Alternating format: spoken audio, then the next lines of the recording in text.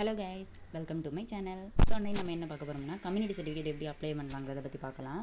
First கூகுளில் போய்க்கோங்க. அதில் TNEGA அப்படிங்கிறத போட்டு டைப் பண்ணிவிட்டு ஃபஸ்ட்டு வர லிங்க்கை கிளிக் பண்ணிக்கோங்க. அடுத்து உங்களுக்கு ஐடி இருந்துச்சுன்னா நீங்கள் சைன்இன் பண்ணிக்கலாம். அப்படி இல்லைனா நியூ யூசரில் போய் நீங்கள் ரிஜிஸ்டர் பண்ணுற மாதிரி இருக்கும். அதுக்கப்புறம் நீங்கள் சைன்இன் பண்ணிக்கலாம். இப்போ எனக்கு ஐடி இருக்கிறதுனால நான் லாகின் பண்ணிக்கிறேன். பண்ணிவிட்டு இதில் நம்ம கம்யூனிட்டி சர்டிஃபிகேட் அப்ளை பண்ண போகிறதுனால சர்ச்சில் போய் நம்ம கம்யூனிட்டின்னு அடித்தா போதும், கம்யூனிட்டி சர்டிஃபிகேட்டுங்கிற லிங்க் வரும். அதை கிளிக் பண்ணிக்கலாம். இப்போ என்னென்ன தேவைங்கிறத போட்டிருக்காங்க.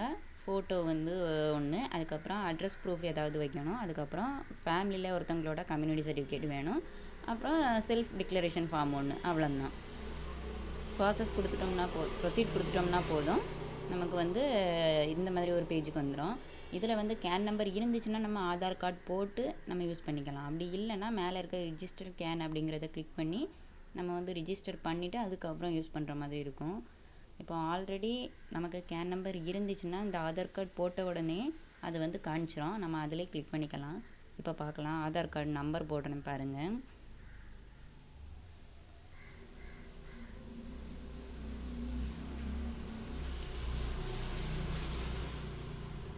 இல்லைனாலுமே இதில் ஃபஸ்ட்டே காமிச்சிடும். நீங்கள் ஆதார் கார்டு போட்ட உடனே அதில் காமிச்சிடும். இப்போ பாருங்கள், சர்ச்னு கொடுத்தோன்னே அந்த ஆதார் நம்பருக்குள்ளே கேன் நம்பர் என்ன அப்படிங்கிறது இங்கே வந்துடும். அதோட ஃபோன் நம்பர், எந்த நம்பர் கூட அது ஆட் ஆகிருக்கோ அந்த ஃபோன் நம்பர் காணிப்பாங்க. அதுக்கு நம்ம என்ன ஓடிபி கொடுக்குறோமோ அந்த ஓடிபி இந்த நம்பருக்கு சென்ட் ஆகும். அந்த நம்பரை நம்ம கையில் வச்சுக்கணும்.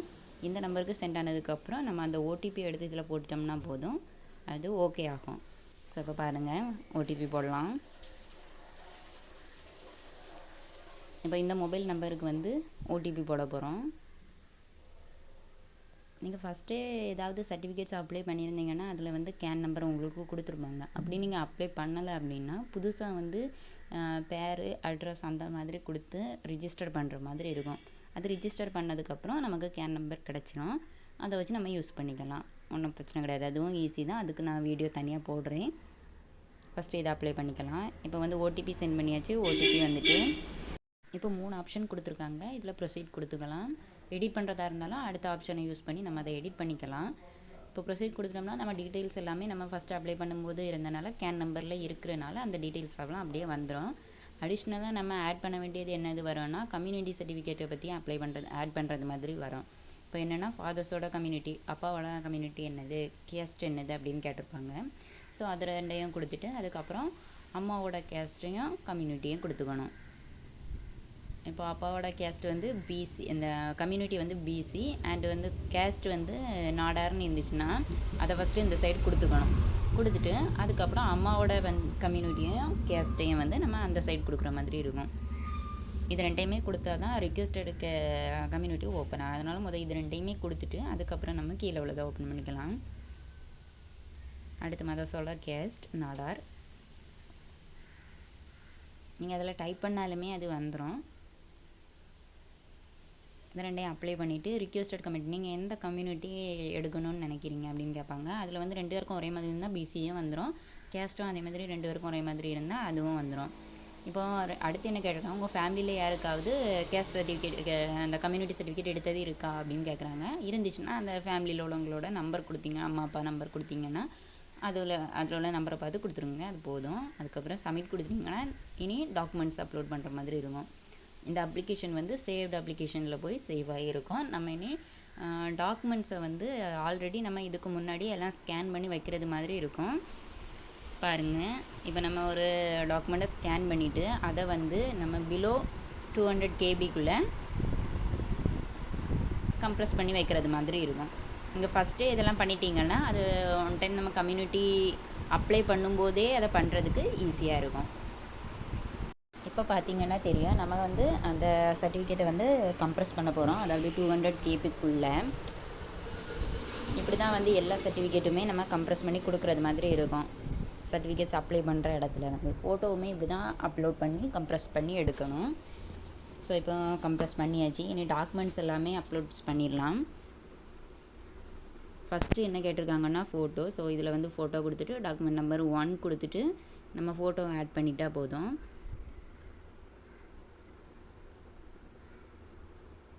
இப்போ பாருங்கள், நமக்கு எந்த ஃபோட்டோ வேணுமோ அதை ஆட் பண்ணிக்கிட்டு நம்ம வந்து இதில் அப்லோட் பண்ணினா போதும்.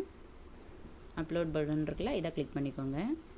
அடுத்து வந்து செகண்ட் வந்து அட்ரஸ் ப்ரூஃப் கேட்டிருக்காங்க. இதுக்கு ஆதார் கார்டு கொடுத்துருக்கேன். ஸோ டாக்குமெண்ட் நம்பர் 2 போட்டு அந்த ஆதார் கார்டை நம்ம அப்லோட் பண்ணிட்டா போதும். டாக்குமெண்ட் ரெண்டுமே ஈஸியாக அப்லோட் ஆகிரும். அதாவது எல்லாமே வந்து 200 கேபிக்கு கம்மியாக இருக்கணும், இமேஜஸ் எல்லாமே. அதுக்கப்புறம் வந்து கம்யூனிட்டி சர்டிஃபிகேட் வந்து அம்மா அப்பாவோடது யாராவது ஒருத்தருக்கு இருந்தால் போதும், அப்லோட் பண்ணிக்கலாம். பட் இதில் வந்து நான் ஆல்ரெடி இதை அப்ளை பண்ணியிருந்தேன். எனக்கு வந்து இது ரிட்டன் ஆகிருச்சு. அதனால் அப்பா அம்மா 2 பேருக்கு எதுவுமே அப்லோட் பண்ணுற மாதிரி இருந்துச்சு. அதனால நான் 2 பேருக்கு கம்யூனிட்டியுமே இதில் அப்லோட் பண்ணியிருக்கேன். நீங்கள் அப்படி பண்ண வேண்டிய தேவையில்லை, ஒருத்தரோட இது மட்டும் அப்லோட் பண்ணியிருந்தால் போதும். இப்போ ரெண்டுமே நான் அப்லோட் பண்ணியாச்சு. இதில் எக்ஸ்ட்ரா வந்து நேம் வந்து அவங்களுக்கு அவங்க அம்மாவோட நேம் வந்து கிளியராக இல்லாததுனால எக்ஸ்ட்ரா டிசி வந்து ஆட் பண்ண சொல்லியிருந்தாங்க. அதனால் அவங்க அம்மாவோட டிசியுமே நான் அப்லோட் பண்ணுறது மாதிரி இருந்துச்சு. ஸோ அதையும் அப்லோட் பண்ணிக்கிட்டேன். அதுக்கப்புறம் அப்ளிகண்ட்டோட டிக்ளரேஷன் ஃபார்ம், அவ்வளோந்தான். இது எல்லா டாக்குமெண்ட்டையும் கிளியராக ஃபஸ்ட்டே ஸ்கேன் பண்ணி வச்சுட்டு அப்ளை பண்ணிட்டோம்னா ஈஸியாக இருக்கும். இப்போ ஒரு தடவை எல்லாத்தையுமே கிளியராக அப்லோட் பண்ணியிருக்கோமா இல்லையா அப்படின்னு நல்லா டீட்டெயில்ஸ் எல்லாம் பார்த்துட்டு அதுக்கப்புறம் இதில் வந்து மேக் பேமெண்ட் இல்லைனா பேக்னு கொடுத்துருக்கிறதுல மேக் பேமெண்ட் கொடுத்துட்டா போதும். அமௌண்ட் கொடுக்குற பேஜுக்கு அது மூவ் ஆகிரும். இதில் டிக் பண்ணிவிட்டு மேக் பேமெண்ட் நம்ம பண்ணிட்டா போதும். முக்கியமாக இதில் பேக் பட்டன் ப்ரெஸ் பண்ணக்கூடாது. ஏன்னா நம்ம அமௌண்ட் பண்ணிட்டோம்னா அதுக்கப்புறம் அது ரூபாய் எடுத்துட்டாங்கன்னா நமக்கு ஒரு வேளை வராமல் கூட போகலாம். அதனால் நான் வந்து பேக் பட்டன் ப்ரெஸ் பண்ணாமல் வச்சு பார்த்துட்டு இருக்கணும் கொஞ்சம் நேரம். அதுக்கப்புறம் அதுவே லோடாகி நமக்கு வந்துடும். இதில் வந்து ஆப்ஷன் வந்து நெட் பேங்கிங், யூபிஐ வரைக்கும் கொடுத்துருக்காங்க. அதனால் கியூஆர் கோட் பண்ணி நம்ம கூகுள் பேலேருந்தே பே பண்ணுற மாதிரி நம்ம செட் பண்ணிக்கலாம். நெட் பேங்கிங் தான் இருக்கணும்னு அவசியம் இல்லை. ஸோ இப்போ அப்ளை பண்ணியாச்சு. இப்போ நமக்கு வந்து கம்யூனிட்டி சர்டிஃபிகேட் வந்து அப்ளை ஆயிடுச்சு.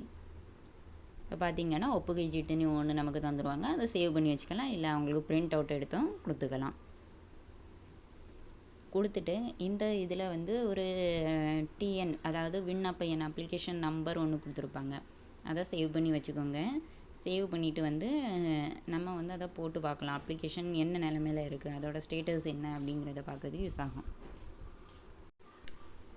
ஸோ இப்போ பாருங்கள், இதில் ஒரு நம்பர் கொடுத்துருக்காங்களா, இதை லாகின் பண்ணிக்கோங்க. டிஎன்இஜிஏ அதில் செக் ஸ்டேட்டஸ் இருக்குது பார்த்தீங்களா. இதில் நம்ம என்னென்ன இதெல்லாம் பண்ணியிருக்கோங்கிறது ட்ரான்சாக்ஷன் டீட்டெயில்ஸுமே இருக்கும். இதில் வந்து ரெசிப்ட் நம்பர் கொடுத்துருக்காங்கல்ல, அந்த நம்பர் வச்சு நம்ம ஸ்டேட்டஸ் பார்த்துக்கலாம். இப்போ வந்து நான் இது வந்து 19ஆம் தேதி அப்லோட் பண்ணியிருக்கேன்னா, இப்போது 20ஆம் தேதி பார்க்கலாம். இப்போ பாருங்கள், நான் இதை நேற்று அப்ளை பண்ணியிருந்தேன். இன்றைக்கி நம்ம வெரிஃபை சர்டிஃபிகேட் கொடுத்து பார்த்தோம்னா அதோடைய ஸ்டேட்டஸ் என்ன நிலமையில் இருக்குது அப்படிங்கிறது ஈஸியாக தெரியும். ஸோ அந்த நம்பரை போட்டுக்கலாம். நம்பரை போட்டுட்டு அதுக்கப்புறம் ஏதாவது ஒரு ஃபோன் நம்பர் கொடுத்திங்கன்னா அதுக்கு ஒரு ஓடிபி வரும். அந்த ஓடிபியை போட்டு நம்ம அதில் வேலிடேட் பண்ணிட்டா போதும். நமக்கு வந்து சர்ச் பண்ணும்போது அந்த டாக்குமெண்ட்ஸோட டீட்டெயில்ஸ் வந்து நமக்கு கொடுப்பாங்க. இப்போ பாருங்கள், ஓடிபி போட்டாச்சு. இப்போ சர்ச் பண்ணினோம்னா நம்ம நேற்று அப்லோட் பண்ண டாக்குமெண்ட் என்ன நிலமையில் இருக்குது அப்படிங்கிறது பார்க்கலாம். பாருங்கள், நான் நேற்று அப்ளை பண்ணியிருந்தேன். கம்யூனிட்டி சர்டிஃபிகேட் பெண்டிங் ஃபார் சைனிங்கில் இருக்குது. அதாவது சைன் பண்ணுறதுக்கு அப்ளிகேஷன் அப்ரூவ் ஆகிட்டு சைனுக்காண்டி வெயிட்டிங்கில் இருக்குது. இன்றைக்கி சாட்டர்டேங்கனால ஒர்க்கிங் டே இல்லாததுனால இனி நமக்கு மண்டே கிடைக்கிறது மாதிரி இருக்கும். இதே நீங்கள் ஒர்க்கிங் டேஸில் அப்ளை பண்ணியிருந்தீங்க அப்படின்னா அது வந்து 3 நாளிலே கிடைக்கிறது மாதிரி இருந்துருக்கும். ஸோ பார்த்திங்கன்னா தெரியும், இது வந்து 20ல் எடுத்தது. அது வந்து நம்ம நேற்று அப்ளை பண்ணது 19 June. So community certificate apply பண்ணுறது வந்து ரொம்ப ஈஸி தான். ஸோ நீங்களே அப்ளை பண்ணி பாருங்கள். பிடிச்சிருந்தா லைக் பண்ணுங்கள், மறக்காமல் சேனலை சப்ஸ்கிரைப் பண்ணிடுங்க.